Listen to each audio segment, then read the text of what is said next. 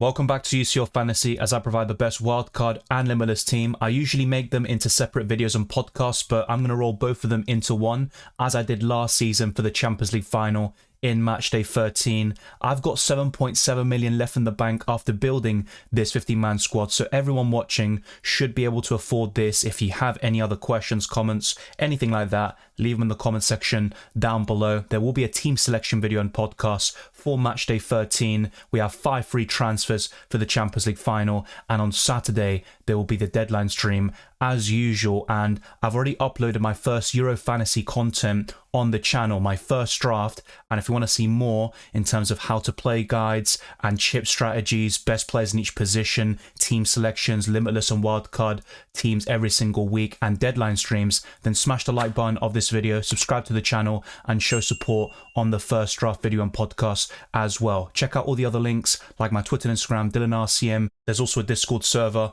with a great community to cover all the fantasy formats like World Cup Fantasy when it comes around, and right now Euro Fantasy is the main focus throughout the summer, and then every single season FPL and UCL Fantasy is discussed heavily on that platform. There's also my Spotify and Amazon Music. Leave a 5-star review on my podcast. It goes a long way to supporting the channel. But without further ado, let me break down all the injuries you need to know about for the Champions League final, and after that we're going to talk about the best players in each position.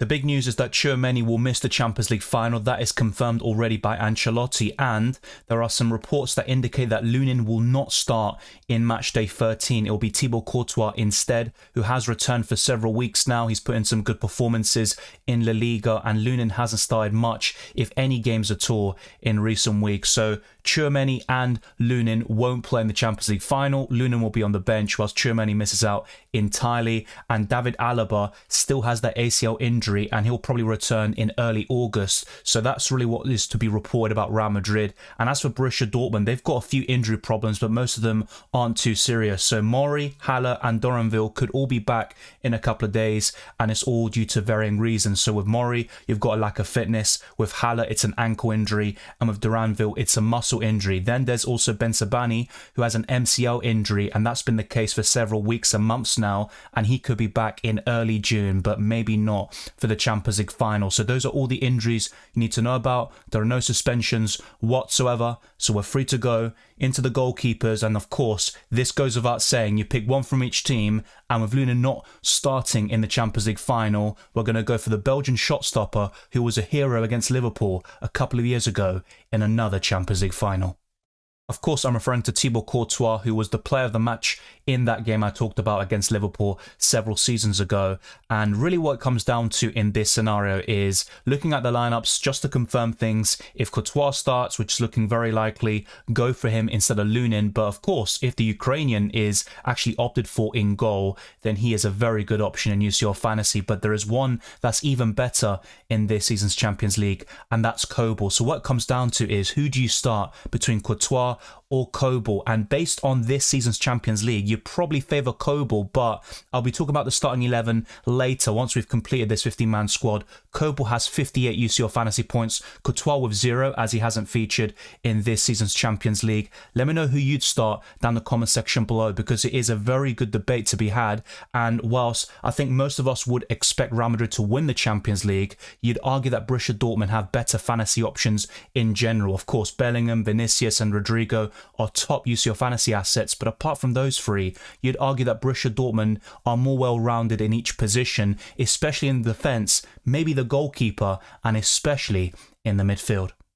The first name on the team sheet for me is Mats Hummels. He's by far the best option that Borussia Dortmund have, and if you were to captain a Dortmund player, I'd probably go for Hummels. And that might seem crazy because Real Madrid are expected to win the competition, but Hummels can still get points regardless because of ball recoveries. He has 91 points overall, which is significantly more than Bellingham, who is second in the points tally of those players remaining in the competition, who has 65. There is such a massive difference and a golfing class. And when you look at other stats like attack ball recoveries, that's another reason why Mats Hummels is one of the best in the business.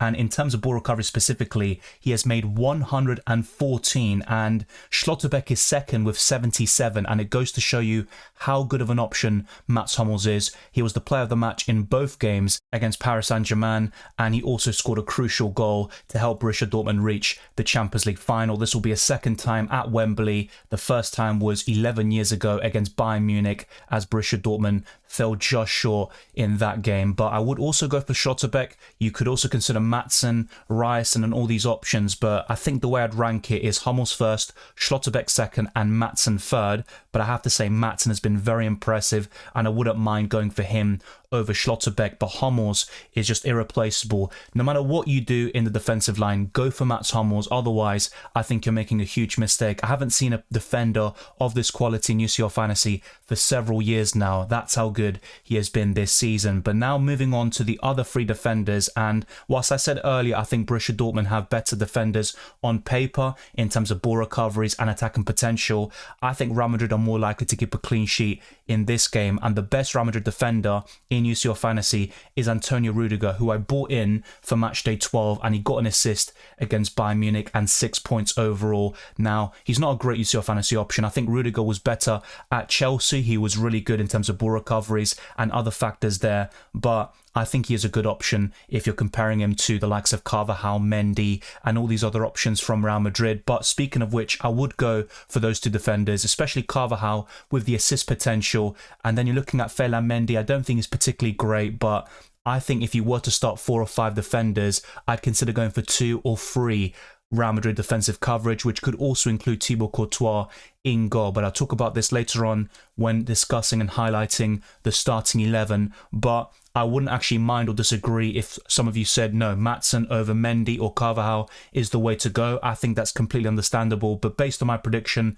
for the Champions League final, I'm going to favour Real Madrid ever so slightly. And that's why I've gone for 3 Real Madrid defenders. Julian Brandt produced 7 points in Matchday 12 with the assist and a ball recovery point. With him, you're mainly going to get goals or assists if he were to return. And apart from that, ball recoveries aren't going to be too frequent, but I think Julian Brandt is one of the best Borussia Dortmund attackers, period. I think it's between him and also a January signing in Jadon Sancho, who's on loan at Borussia Dortmund, back at that club where he thrived several years ago, and he's put in some player of the match performances already in the Champions League knockout stages, and I think these two are the biggest danger men that Borussia Dortmund have. And there's also another midfielder that is pretty decent, but he was quite underwhelming in Matchday 12, and that's Sabitzer. I think these 3 are the best Borussia Dortmund attackers you can go for. I know Füllkrug up front is another one, but if you were to start these players and also have some Real Madrid coverage and strike that balance, I'd rather go for these midfielders over Füllkrug. And overall, I think Dortmund have better midfielders than Real Madrid. But of course, there is one midfielder who used to play for Borussia Dortmund who's one of the best midfielders in the world right now, and that's Jude Bellingham, and he is the highest scoring midfielder left in the competition, and comparatively he's better than Sabitzer, Sancho and Brandt UCL fantasy wise. But I also think apart from him and a certain Uruguayan from Real Madrid in Valverde, apart from these two, I struggle to think of other Madrid midfielders who really stand out as a good UCL fantasy option. Tchouameni is suspended. Maybe in terms of ball recoveries, he would have been decent. Luka Modric tends to come off the bench nowadays as he is 37, 38 years old. He's a top player still, but I don't really see him getting many goals or assists even in this Champions League final. Toni Kroos will be playing his last game for Real Madrid, and he could be one to look at and maybe go for him over Sabitzer. But apart from Toni Kroos, I just think Bellingham and Valverde are the only real options you have in this midfield. But having said that,